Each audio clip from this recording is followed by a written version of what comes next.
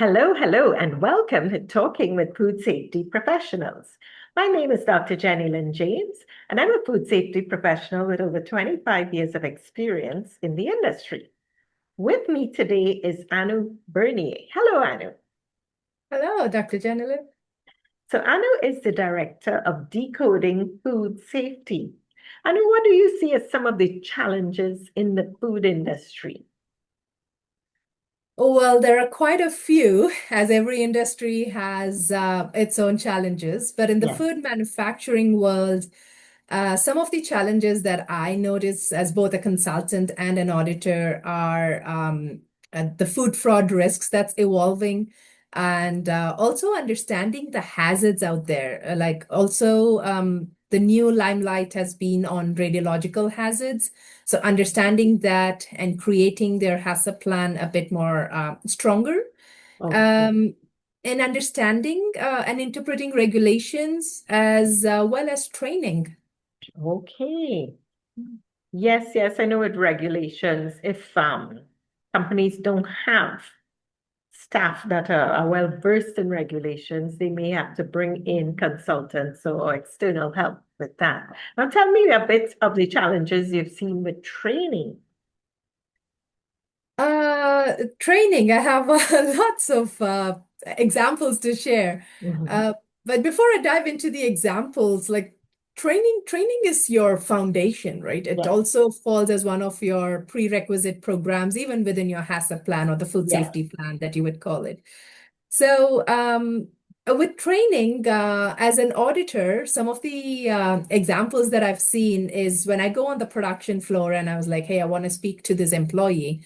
They often, try to push that supervisor or the lead in the area, yes. calling him or her, hey, come, the auditor wants to talk to you. And I was like, no, no, no. I wish to speak to the person that's actually putting that salad together. Could I speak to him? Mhm. And they're like, oh, he doesn't speak English. I'm like, how do you guys communicate then? And they're like, oh, we use our translator. I was like, please bring your translator in so then I can communicate to the operator that is putting the salad together. And then they bring in the translator and we're having a good conversation. And the operator that's preparing the salad knows his task, knows how to do it. He is trying his best to produce safe food. However, during the interview, when I ask, what would you do if you have a deviation at this step? That is where the system crumbles. He does Okay. not have the answer. Ah, He would just be like, oh, if my pH or if my pH of the water is not correct, I just call my supervisor. That is it. So I'm happy he's calling his supervisor yes, because at least he is not sending the products further. right. But for him to not know the why behind that is heartbreaking. I was like, if you only teach the person that, then it would add a bit more value for the person to be a Exactly. competent CCP operator. Yes, exactly. Right? So Yes, so that's what yeah. else have you noticed with training? So this is one example of how the CCP operator and the training comprehension portion. The other example, again, with training is I was on the production floor where in this facility, they have the QA tech and the lead performing the metal detection check on an Yes. hourly basis. So the QA is walking the line. So the QA comes and is performing the metal detection. She comes and writes her information on the metal detector log. And I was standing there watching her perform, and the line lead was at the other side. Yes. And she came in after 10 minutes and just put in the time and said she checked it. And I was like, lady, I've been standing right here. When did you perform this check? She's like, oh, I watched the QA tech do it. I was like, okay, she did it. She documented her check, but you are documenting. Look at the instructions written on the top. What does it say? It says you have to perform it. It's like, oh, but I was busy. I was like, if you were busy, then you put a check mark and say that you missed the time and you Yes. redo it. You can't Yes. just take somebody's else observation and say it as your own. that falls under fraudulent documentation. Yes, Sometimes facilities ask me, what is fraud? This is fraud. This is yes, yes, falsification of records. So all of this just brings me back to the basics of how effective is your training? How do you perform your competency reviews? The standards, certain standards ask for competency reviews. Mhm. So is a quiz alone good enough as a competency review? Or would you go a bit further, right? Like, would you try and observe them on the floor Yes, and observe them directly and indirectly, such as this situation? My right. direct observation, if I asked her to perform a check, she would have done it. But I was simply standing in the corner and I wasn't trying to sneak on them. Like I was just standing there watching the line. So when you do your competency review, do the same. Think like an auditor and evaluate your program from the lens of an auditor, not for the sake of the audit, but for the sake of keeping your program audit ready.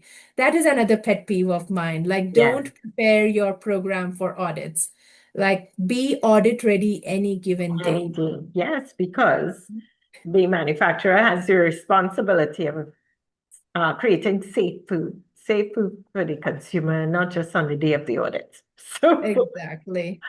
And furthermore, to add to this training component, many facilities have mentioned that, hey, our turnover is huge. We don't have employee retention, right? yeah, And I was like, I understand. That's okay. So focus on the training that's important. And start with the basics for day one before they enter the production floor, and also try and give it in bits and pieces. I have a facility that trains them for the entire first day. Imagine putting somebody in there for the first 8 hours and then they go to the floor. Oh, this environment is too cold for me to handle. I can't work in this meat industry. I can't put these ready to eat salads together. I quit the next day. And now you pay that person for 2 days. For what? Sitting through your training for 8 days and losing a person? So rather break it down into pieces. Do your first day with your basics of GMP allergens and bring in a buddy system in place. And remember that it's these people. I don't mean to demote them by saying minions, but I just love the movie Minions. They are the minions operating on the floor and they add a lot of value and they yes, are the ones protecting your brand identity, right? exactly. So you have to invest in them in order to protect your brand name, in order to protect yourself from those costly recalls. You don't want your Exactly. name out there. And Yes, if so you pay training. now, Yes, training is everything. And also, as you mentioned, protecting the brand name, protecting consumers, training is the key. yeah, that is it. And, some companies, as you mentioned, on the first day, they take people through 8 hours of training. Who can remember anything? After 4 hours, that's it. Yeah, Everything else, it's a blur. So companies need to focus on when they train and how they train, because exactly. just concentrated one day of training is really not enough. I like the idea that you mentioned a buddy system. So right on the floor, having somebody watch and coach is very, very important for continuous improvement when it comes to actually working in any area on the production line.